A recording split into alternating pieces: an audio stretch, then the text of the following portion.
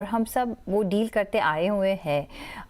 लेकिन कुछ नया भी उसमें आ जाता है। सो एग्जिस्टिंग टैरिफ का तो है ही, लेकिन उसमें कुछ नया नया स्पार्क्स आते ही रहते हैं। लेकिन अभी हम देखें तो मार्केट को क्या चाहिए, क्योंकि मार्केट नर्वस है। तो थोड़े हमने 10-12 सेशंस देखे कि मार्केट ने थोड़ी मूवमेंट दिखाई। क्या लग रहा है आगे जाके कौन सा हम ट्रेंड देख सकते हैं? मार्केट को क्या पसंद आएगा, क्या पसंद नहीं आएगा? देखिए, आप सवाल मार्केट के बारे में पूछते हैं, बट मार्केट में दो बड़े दिग्गज प्लेयर है और उनका टोटली अलग आउटलुक है। एक होता है डीआईआई और एक होता है एफआईआई। तो मार्केट क्या है कि इन दोनों की जो लड़ाई मैं कहूंगा मार्केट में होता है, एक की बिकवाली चल रही है, एक की खरीदारी चल रही है। तो इसमें क्या है कि एफआईआई कंटिन्यूअसली बेच रहे हैं। तो इसलिए आप देख रहे हैं कि जितनी भी डीआईआई खरीदारी करें, उसका मार्केट को उतना ऊपर ले जाने के लिए वो ताकत नहीं है टिल एफआईआई उनका मन बदले। Number one. Number two, DII भी देखें तो क्या हुआ है कि 1 महीने पहले या 1.5 महीने पहले की बात करें तो जीएसटी के अनाउंसमेंट लाल किले से होने से पहले कंजम्पशन डाउन में था, क्योंकि जितना भी गवर्नमेंट ने टैक्स कट किया, आरबीआई ने रेट कट किया, कंजम्पशन बढ़ ही नहीं रही थी। तो डीआईएस का भी एक आउटलुक उधर थोड़ा न्यूट्रल से नेगेटिव था। मगर जैसे ही 15 अगस्त को वो स्पीच हुआ, फिर उसके बाद काउंसिल का मीटिंग हुआ और 22 तारीख तक सब करने की बात करी, तो स्पेसिफिक ऑटो, कंज्यूमर ड्यूरेबल या कंजम्पशन एफएमसीजी वाले सेक्टर में एक तेजी आई है। तो आप 1 महीने 1.5 महीने का रिटर्न देखें तो वहीं पे आ गया। मगर क्या है कि डीआईएस ने अप्रैल में जून में ऑलरेडी ज्यादातर अपना कैश को डिप्लॉय कर दिया था बाकी के क्षेत्र में, जैसे शायद प्राइवेट सेक्टर बैंक हो, ऐसे बैंक। तो क्या होगा कि यहाँ खरीदने के लिए उनको कुछ बेचना पड़ा। तो इसलिए डीआई की खरीदारी के बावजूद आपको मार्केट में एक सेक्टर रोटेशन हो रहा है, तो इसलिए ओवरऑल आपको लग रहा है कि मार्केट कहीं नहीं जा रहा है। तो ये दो है चीज जो सामने दिख रहे हैं। अब आप पूछ रहे हैं कि ये स्थिति कंटिन्यू होगी? बिल्कुल। क्योंकि चीज क्या है कि हर महीने जो सेम है, 25, 26, 27 हजार करोड़ एसआईपी बुक है। उसके अलावा थोड़े बहुत 10-15 करोड़ लमसम आते हैं। तो डीएस के पास यही पैसा आ रहा है। और दूसरी बात मैं कहूंगा, आप मार्केट में भी हम ज्यादा निफ्टी और सेंसेक्स की बात करते हैं, मगर याद रखिए कि डोमेस्टिक म्यूचुअल फंड के पास ज्यादातर पैसा मिड एंड स्मॉल कैप में आता है। तो वो भी उतना लार्ज कैप नहीं खरीद सकते जितना एफआईएस बेच रहे हैं। तो ये सब कुल मिला के इस मार्केट को एक कंसोलिडेशन फेज में लेके जा रही है। जितनी भी अच्छी खबर है, उसके बावजूद मार्केट ओवरऑल नहीं बढ़ रहा है इन्हीं चीजों के कारण। और आने वाले दिन में अनलेस आपको ये टैरिफ की सिचुएशन में कोई पॉजिटिव चीज नहीं सामने आए, एफआईएस का रुझान बदलने नहीं वाला है। क्योंकि उन्होंने जो आज की 5.5-6%, 6.5-7% की जो ग्रोथ हम दिखा रहे हैं, जो मजबूती से है, टैरिफ के बावजूद वो ग्रोथ तो कायम है। सभी एसएनपी से लेकर फिच से लेकर सब कह रहे हैं कि इंडिया का 6.5 to 7% ग्रोथ रेट तो कायम है। मगर एफआईएस ने एक फ्यूचर जो 7, 8, 10% जा सके जीडीपी ग्रोथ हमारी, उसको डिस्काउंट कर दिया था कुछ सालों से ही। तो नेचुरली वो नाराज है कि यहाँ पे ग्रोथ अटक गई है इसी लेवल पे। और उसका मेन कारण है टैरिफ। क्यों? क्योंकि यूएस एक सिंगल अर्थव्यवस्था, पूरे वर्ल्ड की जीडीपी 30% उसका हिस्सा है, एक ही देश। तो अनलेस आप यूएस को ऐसा मार्केट अटैक कर सके, उस मार्केट में अपने प्रोडक्ट्स को बेच सके, हमारी ग्रोथ वो 8-10% की लेवल पे नहीं पहुंच सकती है। मानते हैं कि ये 6, 6.5, 7 ये तो प्रोटेक्ट कर लेते हैं हम जीएसटी कट से, या फिर इनकम टैक्स कट से, या कोई एक्सपोर्ट प्रमोशन से, या करेंसी डिप्रिसिएशन से। इन सब हथियार लेकर हम उसको प्रोटेक्ट कर सकते हैं। मगर अगर तेजी से हमारी इकोनॉमी को बढ़ना है, तो जरूर ये ट्रेड में एक गठबंधन अमेरिका के साथ आना ही है। एफआईएस की मान लेंगे, बात कर रहा हूँ। नहीं तो एफआईएस इतनी तेजी से वापस नहीं आएंगे, क्योंकि उनके लिए इंडिया एक ग्रोथ इकोनॉमी है। और वो ग्रोथ की ग्रोथ यानी पीईजी रेशियो देखते हैं, वो प्राइस अर्निंग्स मल्टीपल करते हैं, उसको ग्रोथ से डिवाइड करते हैं। वो ऑलरेडी इस लेवल पे प्राइस में आ चुकी है। अब इससे ऊपर आपको एक लेवल मूव अप होना है, तो एफआईएस की एक जबरदस्त खरीदारी शुरू होनी चाहिए। और वो जब तक टैरिफ की माहौल बदलती है, जब तक मुझे बहुत स्ट्रांगली नहीं दिख।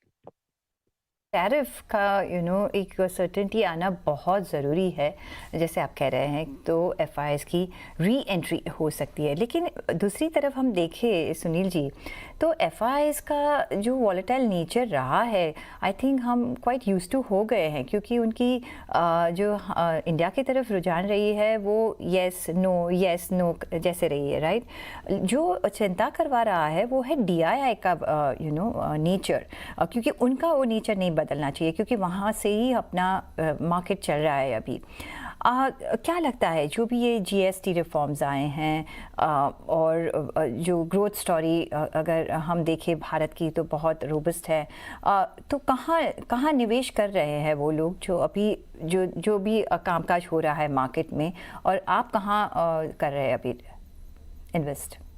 देखिए, मैं कहूंगा कि डीआईएस के बारे में आप फिक्र मत कीजिए कि वो वैसा खरीदारी करते रहेंगे, तो वहां पे कोई बदलाव नहीं आएगा। मगर क्या है कि उनको, जैसे मैंने कहा, जो सेक्टर में अभी जीएसटी के कारण एक पॉजिटिविटी है, वो है ऑटो, कंज्यूमर डिस्क्रिशनरी और एफएमसीजी। ये ही मेन बेनिफिशियरीज है इनकी, और फेस्टिवल सीजन भी सामने है, तो इसलिए मेरे मन में वो लोग सभी उधर ही पैसा डाल रहे हैं। मगर जैसे मैंने कहा, बड़ी संख्या में उनको अगर खरीदना है तो किसी और सेक्टर में प्रॉफिट बुकिंग करके ही वो कर सकते हैं। इसलिए वो सेक्टर रोटेशन हो रहा है, और ये मान लीजिए हो ही जाएगा, क्योंकि फ्रेश उतना पैसा नहीं आ रहा है। मैक्सिमम आपको डोमेस्टिक म्यूचुअल फंड को क्या 40-50 हजार करोड़ ही आ रहे हैं ना। तो हर दिन अगर एफआईएस 2,000 करोड़ बेचेंगे तो महीने में बन जाता है 50,000 करोड़। तो उसको भी पूरा ऑब्जर्व नहीं कर पाएंगे, क्योंकि इनका पैसा है मिड एंड स्मॉल कैप का, जैसे मैंने बताया। तो एक स्थिति ओवरऑल मार्केट की एक consolidation, range bound narrow range में ही चलती जाएगी, ज्यादा गिरेगी नहीं, क्योंकि किसी भी सेक्टर में भयंकर सेलिंग होती है तो डीआईएस स्टेप इन करके इसको सपोर्ट कर लेंगे। ओके, तो मेरा मानना है कि ये वही हो रहा है। और अगर आप अभी शॉर्ट टर्म में देखेंगे तो ये highly stock specific, sector specific play होगा। अब मेरा मानना क्या है कि ये कंजम्पशन स्टोरी एक तरह डिस्काउंट हो चुकी है, और भी बढ़त हो सकती है, मगर एक नॉर्मल सा रिटर्न मिलेगा, क्योंकि जो इमीडिएट स्पाइकअप होना था ऑटो उन सेक्टर में देख लिया आपने। तो अब जो मैं कहूंगा निवेशक को, अगर आपको डिप्लॉय करना है तो थोड़ी एक मीडियम टर्म की आउटलुक आप मन में रखें, और उसकी मैं आपको चित्र दिखाता हूं कि क्या होगा। कि देखिए, इस क्वार्टर की जो सितंबर एंड की जो अक्टूबर 10 से अर्निंग सीजन शुरू होगी, उससे ज्यादा उम्मीद न रखे, क्योंकि सितंबर 22 तक तो पीपल ने अपना कंजम्पशन को पोस्टपोन कर लिया। तो हर कंपनी की जो नंबर्स आएगी, खाली 8 दिन के सेल होंगे इफेक्टिवली इस महीने के, तो ज्यादा उम्मीद इस अर्निंग सीजन पे नहीं रखना चाहिए। मगर दूसरी बात है कि अब तक जो खबर आ रही है कि सेल्स बहुत बढ़िया जा रही है, क्रेडिट कार्ड की स्पेंड देखे, ऑटोमोबाइल की सेल देखे। मगर ये देखना है, और ये आपको चीज जनवरी 10 से जो अर्निंग सीजन शुरू होती है, अगले सीजन, वहीं पे आपको दिखेगा कि क्या ये सेल्स मार्जिन के लॉस के साथ बढ़ी है या मार्जिन प्रोटेक्टेड है।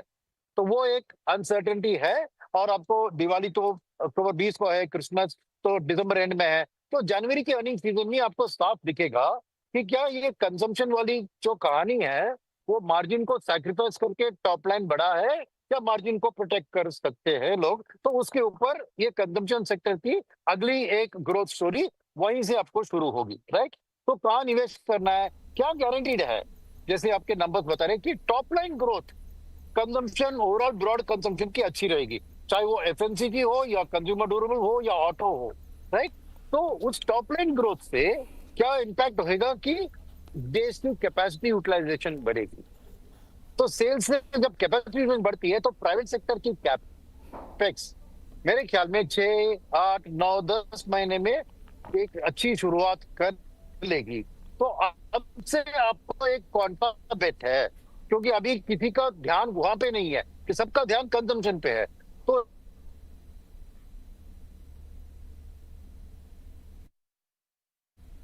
जी ऑफकोर्स, तो ऑफकोर्स જે ડોમેસ્ટિક ફેસિંગ સેક્ટર્સ ઓટો છે, કન્ઝ્યુમર ડ્યુરેબલ્સ છે, એફએમસીજી પર છે, તમે ધ્યાન રાખી શકો છો। जी सुनील जी आप सुन सकते हैं? तो मैं कहता सेकंड सेक्टर जो इससे बेनिफिट लेगा। हाँ, मैं सुन सकता हूँ। हाँ आपको जी, आवाज आ रही है? हाँ हाँ आ रही है। हेलो। आ रही है ना? हाँ। हाँ, हाँ, हाँ। तो सेकंड सेक्टर जो इसके पीछे अच्छा चलेगा, वो है पब्लिक सेक्टर बैंक। मैं क्यों कह रहा हूँ? क्योंकि ये इंडस्ट्रियल कैपिटल गुड जो होते हैं, वो छोटी-मोटी कंपनियां ही है। तो एसएमई और एमएसएमई सेगमेंट को ऑर्डर मिलेगी इससे, मगर फाइनेंस उसको करेगा पब्लिक सेक्टर बैंक। क्योंकि बड़े प्राइवेट सेक्टर बैंक या फिर प्राइवेट सेक्टर एनबीएफसी, उन ये सेगमेंट को उतना जानते नहीं है और उतना रिस्क टेकिंग कैपेसिटी उनका नहीं है। तो पब्लिक सेक्टर बैंक उधर लेंड करेंगे कि उनकी लोन ग्रोथ बहुत अच्छी बढ़ेगी। और यहाँ पे क्या है कि लेंडिंग रेट्स भी 12-14% होते हैं। तो उनकी नेट इंटरेस्ट मार्जिन में भी आप एक्सपेंशन देख पाओगे। तो थोड़ा लंबी अवधि से जब ये private sector capital kick off होता है, तो पब्लिक सेक्टर बैंक, तो मैं कहूंगा कि आज अगर आप पब्लिक सेक्टर बैंक खरीदेंगे, क्योंकि उधर अच्छी खबर और भी आ रही है। क्या, एक तो गवर्नमेंट एफडीआई का लिमिट उधर 20% बढ़ा रही है, 20% से, वो एक बात है। सेकेंड बात है कि मर्जर्स की बात भी हो रही है पब्लिक, क्योंकि बड़े बड़े दिग्गज उनको बनाने की जरूरत है आज, ताकि वो इंटरनेशनल मार्केट में जाके कैपिटल रेज करे। तो पब्लिक सेक्टर के लिए एक हवा अच्छी बदल रही है अभी। तो मैं कहूंगा कि पब्लिक सेक्टर बैंक आपका सेकंड पिक होना चाहिए। और तीसरा पिक है, इसी जीएसटी के कट के साथ आपको देखिए तो सीमेंट ऐसी चीजों में भी आपको जीएसटी कट हुआ है। मगर अब रियल एस्टेट सेक्टर, जहां पे बैंक की ईएमआई प्लस ये सब चीज आके रियल एस्टेट में बूस्ट कर सकती है, मगर आज नेगेटिव है। क्योंकि एक पोलराइज्ड है रियल एस्टेट सेक्टर, खाली बड़े घर, बड़े विला ऐसी चीजें बिक रही है।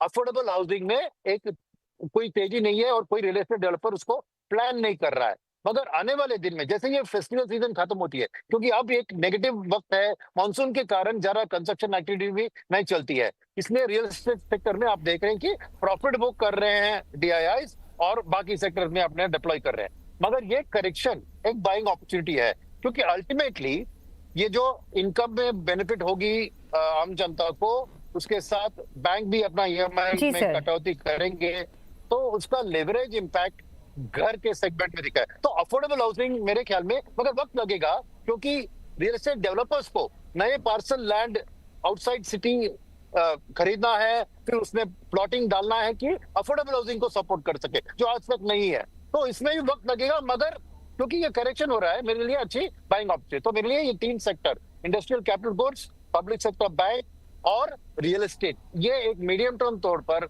आज के कंसोलिडेटिंग मार्केट में अच्छी बाइंग सिचुएशन दिख रही है। Okay, of course, apart from domestic facing consumer durables, auto સિવાય તમે અહીંયા પણ નજર રાખી શકો છો રિયાલિટી પીએસયુ બેંક્સ કેપિટલ ગુડ્સમાં. એ સાથે જ અહીંયા એક બ્રેકનો પણ સમય થઈ ગયો છે. બ્રેક લઈને પાછા ફરીથી જોડાયા રહેજો અમારી સાથે.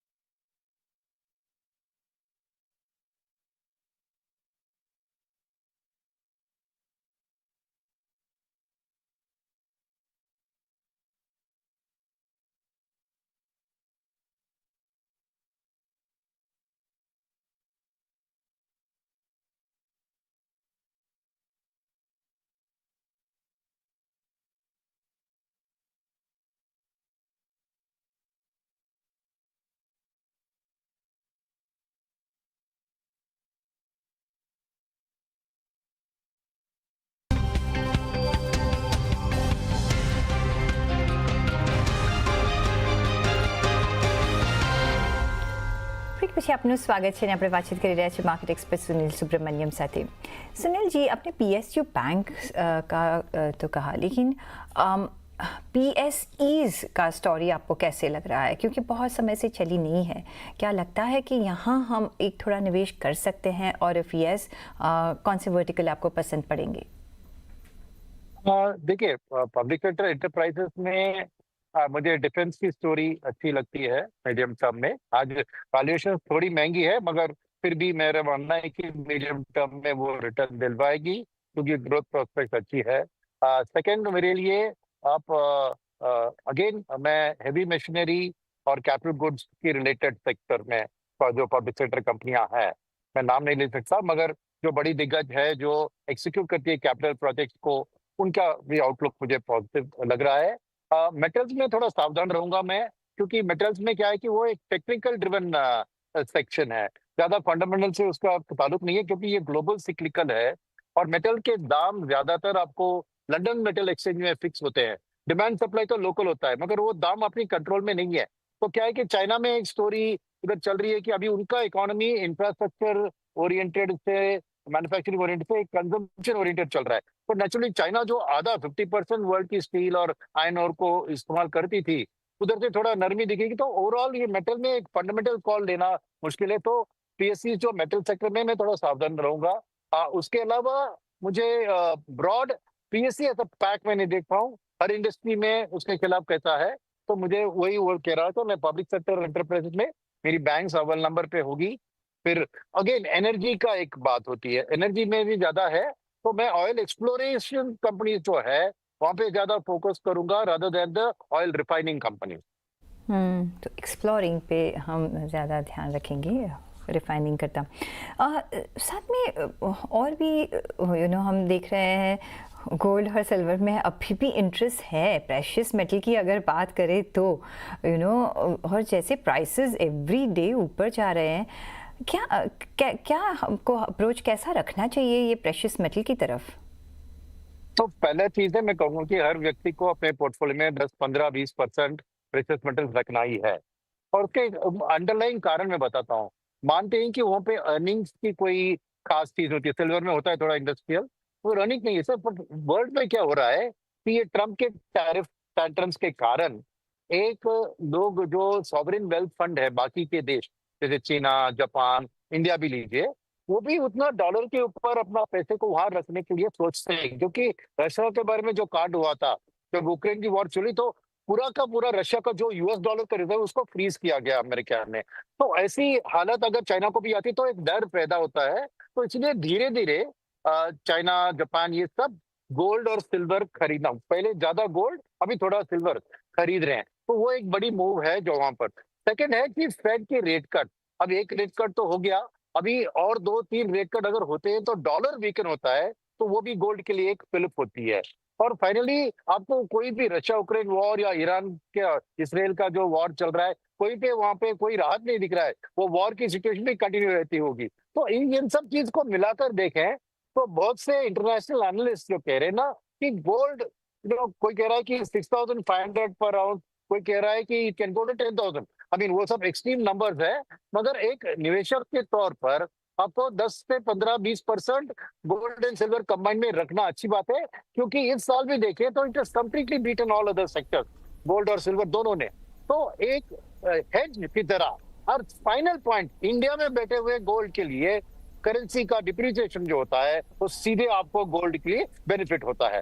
तो बहुत से स्ट्रॉन्ग फैक्टर्स है कि गोल्ड को ज्यादा स्टडी करने की जरूरत नहीं है। ये ब्रॉड फोर्सेस जो है उसके हिसाब से आप 10-15% रख लीजिए। और वो कैसे कर सकते हैं आप? मेरे ख्याल में बेस्ट ऑप्शन होता है मल्टी एसेट फंड, क्योंकि उनमें क्या इक्विटी होता है, थोड़ा डेट और थोड़ा गोल्ड एंड सिल्वर।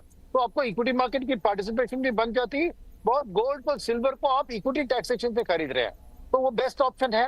अगर वो आपके उतना पसंदीदा चीज नहीं है तो गोल्ड ईटीएफ और सिल्वर ईटीएफ खरीद सकते हैं। या ऑफकोर्स इंडियंस को तो अभी दिवाली आ रही है, धनतेरस आ रही है, तो डायरेक्ट फिजिकल गोल्ड भी वो खरीद ही लेंगे। मगर मेरा मानना है कि गोल्ड ने हमको एक अच्छा सबक सिखाया है कि मुझे इग्नोर मत करो। क्योंकि 1 साल पहले, 1.5 साल पहले कोई भी कहता था कि अरे गोल्ड में अर्निंग्स नहीं है, नहीं खरीदो। All have been proved wrong. तो बेस्ट आप एक डाइवर्सिफिकेशन तौर पर मैं कहूंगा 10 से 20 अपॉन योर रिस्क एपिटाइट आप अपने पोर्टफोलियो में एक गोल्ड और स्ट्रोक सिल्वर का एलोकेशन रखिए, और उसमें कहूंगा मैं 2:1 रखिए गोल्ड जी टू सिल्वर को, जी क्योंकि जो रेशियो है, जो सिल्वर गोल्ड का long term ratio 60 is the long term average, आज 90 से ज्यादा है, तो नेचुरली सिल्वर की थोड़ी कह रहे हैं कि इसकी अप्रिसिएशन थोड़ी बेटर होगी, ताकि वे back to the 60 ratio over a period of 5-10 years आ जाए। जी तो इसलिए मैं कह रहा हूँ कि 2:1 रखे आप गोल्ड टू सिल्वर। जी।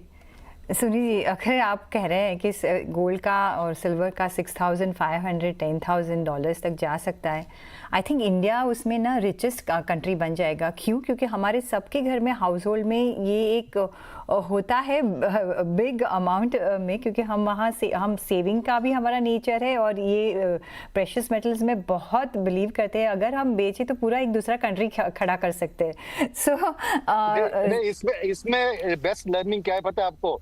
हमारी सब फंड मैनेजर से हमारी नानी बेस्ट फंड मैनेजर रही है। एब्सोल्युटली एब्सोल्युटली, जो हमारे कल्चर में अभी आया है वो जी।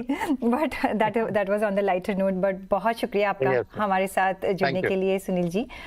અને સાથે જ મને પણ આપશો રજા. પણ જોડાયેલા રહેજો CNBC બજાર સાથે. નમસ્કાર.